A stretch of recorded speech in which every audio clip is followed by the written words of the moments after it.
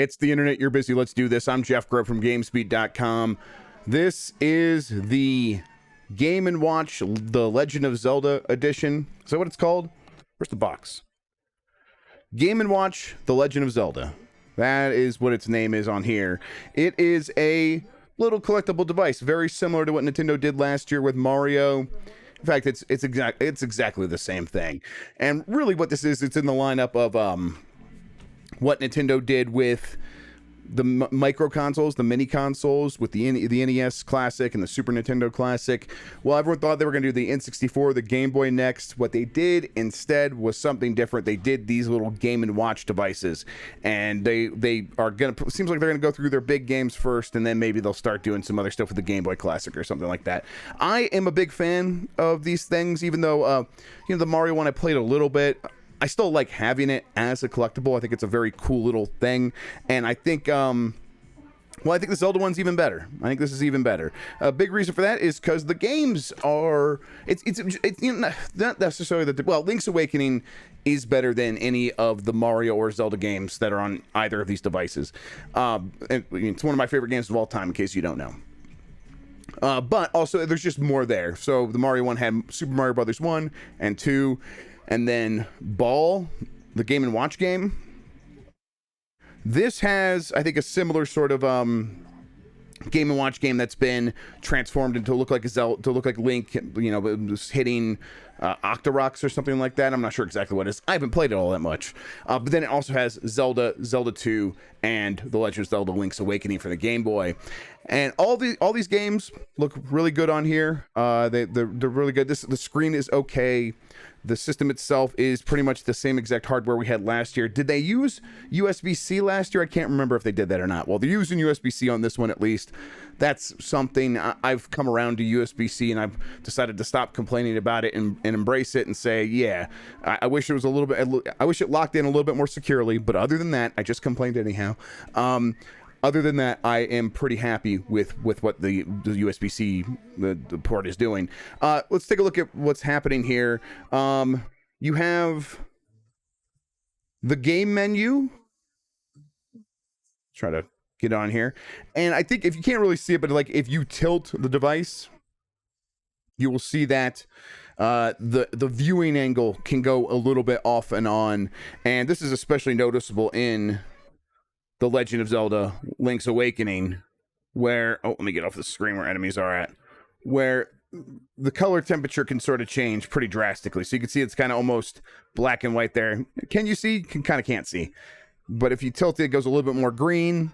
And so I kind of wanted, I actually almost tilted down a little bit when I'm playing to get that slightly more green tint that looks a little bit more like the original Game Boy to me. But I'm glad they emulated that green tint. You have a couple options here. You can, of course, control the brightness of the screen. You could control the volume.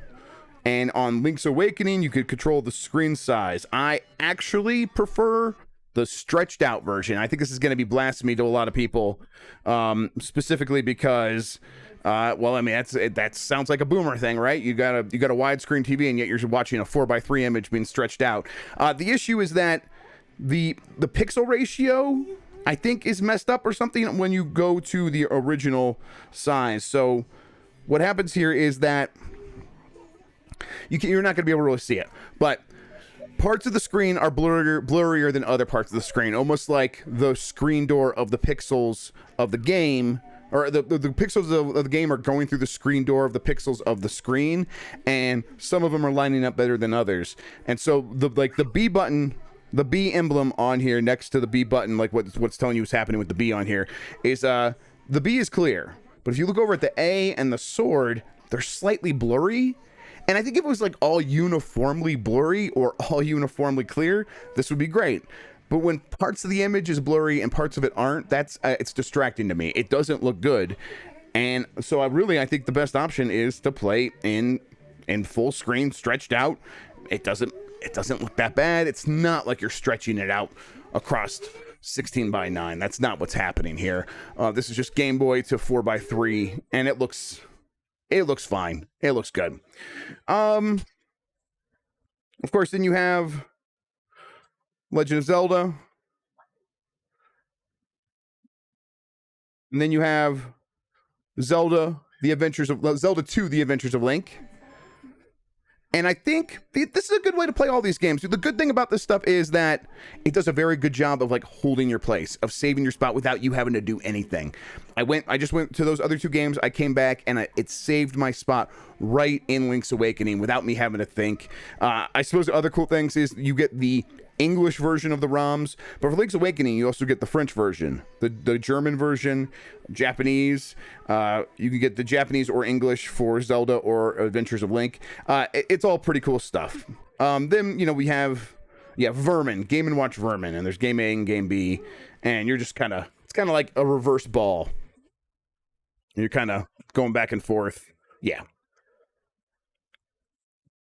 It's Game & Watch, so it's a timer. The cool thing here is that the timer itself is interactive. So if you want to take over control Link, you can. If you stop playing, Link will start moving again on his own. It's very neat. It's a very cool thing. I like it. That kind of brings it to the packaging. The packaging is almost the best part of it. I think this is really attractive stuff. Let's go ahead and open it up. Take a look here and see what we have in terms of other things we can get out of here. I think there's a little like stand that comes inside of it. Let's see if I can get this open. It's kind of stuck in there a little bit. Did I open it from the other side? Is that what happened? Oh yeah, the tape is there. Okay, there we go. There we go. So yeah, I mean, it has that slip case. And then there's this, and it shows you like, there's Legend of Zelda, and then you can see it's the Game & Watch game if you open this up. What you could do is, it shows you that you can like pop out the back here and create a stand.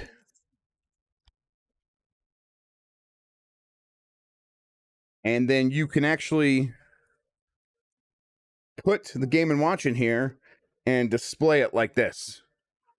So you can just set it down and it can be your clock, and the plug is actually, the port is actually open. So the included cable, you can pop that in and just charge it that way. And yeah, it's pretty slick. This is a cardboard holder. It's not the most attractive thing, but this thing is $50 in total as a Christmas gift idea for like someone who gets themselves everything. If they like Zelda, this is fine. Like, obviously they just want to know you're thinking of them. If you could pick one of these up, it's not really gonna miss. It's gonna be exactly the kind of thing, be like, awesome, I am going to spend Christmas Day playing through Link's Awakening while everyone is sitting around opening presents, eating food, spending time with family. That's my ideal Christmas Day, and I would totally love that. So I think other people would as well. So I recommend this thing. It's very neat. It's very cool. It's yeah, and also it's got Link's Awakening. You kind of can't go wrong with that. My kids also really like it, and I like that interactive clock mode because they don't have to try to play the game. I could just let them play the clock mode and let them interact with that, and they could see the character moving around and that they're controlling it. It's really cool. Okay. All right, that's gonna do it for me. Thank you for watching. That is what's it called? I keep forgetting. Nintendo Game & Watch: The Legend of Zelda Edition. I guess, what do you think they should do next for a Game & Watch? I suppose the next logical thing, not necessarily logical, but the thing that most people would probably call for is a Pokemon Game & Watch, right? Pokemon Red, Blue, and Yellow. Those could just be the games. You just put those on there with a Pokemon themed, Game & Watch game. That makes a ton of sense. I don't know. I'm trying to think of like any other good things they could really do. I suppose maybe they could start working with third parties and do a Game & Watch based on Mega Man. My kids are very excited about the idea. I just yelled at them. I'm already in the Christmas spirit. You kids shut up and let Dad make his internet videos. Okay. All right, everybody. Thank you so much for watching. I'm going to get out of here. Until next time, take care of yourself. Have a good one. And goodbye.